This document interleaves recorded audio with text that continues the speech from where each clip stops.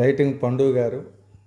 కానీ ఇప్పుడు ప్రస్తుతం రాంబాబు రాంబాబు అనే నామకరణంతో పిలవండి గురువు గారు, అందరు ఇట్లా పండు పండు అని పిలుస్తున్నారని చెప్తే నా అత్యంత ప్రియ శిష్యుడు ఏమని అడిగాడంటే, ఏమిటి మీ ప్రశ్న?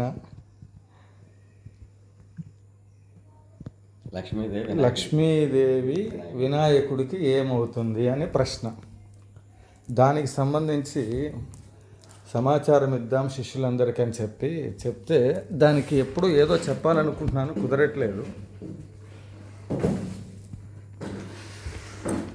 ఇప్పుడు మనం చేయవలసిందల్లా ఏంటంటే, గణపతిని మనము అర్చన చేసే సమయంలో పండు గారు అడిగినటువంటి, రాంబాబు గారు అడిగినటువంటి ప్రశ్న, లక్ష్మీ గణపతిలో లక్ష్మీదేవి ఏమవుతుంది అని ప్రశ్న. దానికి సమాధానం ఏంటంటే, గణపతి ఒక వైద్యుడు లాంటివాడు. గణపతి శరీరంలో 32,000 కోట్ల మంది దేవతలు అందరూ ఉంటారనమాట. గణపతి పూజ చేసేది ఎందుకంటే, ఒక వైద్యుడి దగ్గరికి వెళ్ళినప్పుడు ఒక మెడికల్ స్టోర్కి పంపిస్తాడు. ఆ మెడికల్ స్టోర్లో ఆ వైద్యుడు నిర్ణయించిన దాని ప్రకారంగా ఆ మెడికల్ స్టోర్లో ఉండబడేటువంటి ఒక మందుల్ని తీసి వాళ్ళకి ఇవ్వడం జరుగుతుంది. అట్లనే ఆ మందులు రాసే ముందు ఆ వైద్యుడు అన్ని రకాల టెస్టులు, బీపీ సంబంధించినవి, రక్త పరీక్ష, ఇంకేమేమి అవసరమో ఆ రోగగ్రస్తుడికి అన్ని టెస్టులు చేస్తూ ఉంటాడు. అలానే భగవంతుడి దగ్గరికి, ముఖ్యంగా గణపతి దగ్గరికి వెళ్ళినప్పుడు లక్ష్మీదేవి వినాయకుడికి ఏమవుతుందంటే, ఇవన్నీ శక్తి స్వరూపాలు.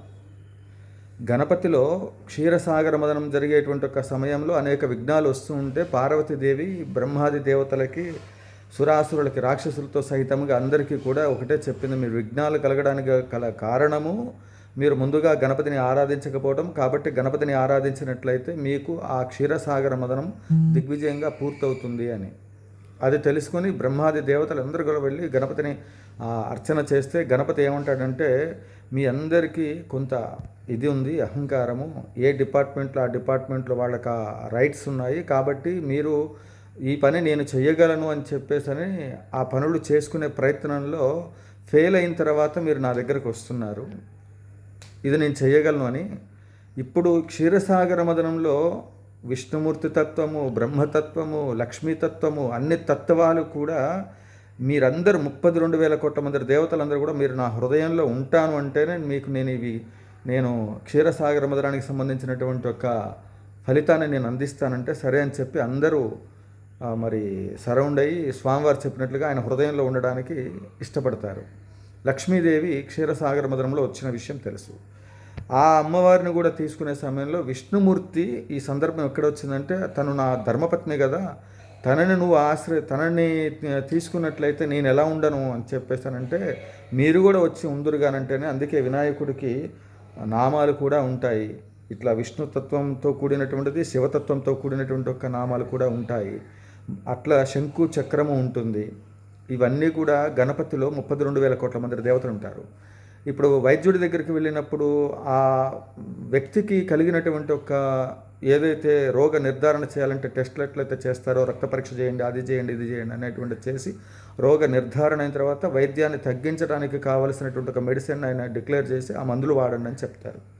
అట్లనే ముందుగా గణపతిని పూజ చేసే సమయంలో గణపతికి పూర్తిగా సరౌండ్ అయితే ఈ మెడికల్ స్టోర్లో, గణపతి సంబంధించిన ఆ మెడికల్ స్టోర్లో ఆ భక్తుడు ఎవరైతే కష్టంలో ఉండి ఆయన దగ్గరికి వెళ్ళి ఏ కోరిక కోసం అయితే వెళ్ళి అడుగుతున్నాడో దానికి సంబంధించినటువంటి ఒక మెడిసిన్ని ఇచ్చే ముందు టెస్ట్ చేస్తాడు, పరీక్షలు పెడతాడు గణపతి. ఆ పరీక్షలన్నీ నెగ్గితే, మరి డాక్టర్లు పెట్టినటువంటి ఒక అన్ని రకాల టెస్టులు చేసుకోవడానికి మనం ఎట్లయితే పోతామో, భగవంతుడు కూడా ఆ విధంగా ఇతనికి ఏమి ఇస్తే బాగుంటుందన్న ఉద్దేశంతో అన్ని రకాల పరీక్షలు పెడతాడు. ఆ పరీక్షలన్నీ నెగ్గితే ఆయన ఇచ్చే వరాలు 4 తరాల వరకు తరగని సిరి సంపదలను లక్ష్మీ గణపతి ఇస్తాడు. కాబట్టి లక్ష్మీ గణపతిలో 32,000 కోట్ల మంది దేవతలు ఉంటారు. ఇది గమనించుకోండి. లక్ష్మీదేవి శక్తి స్వరూపం.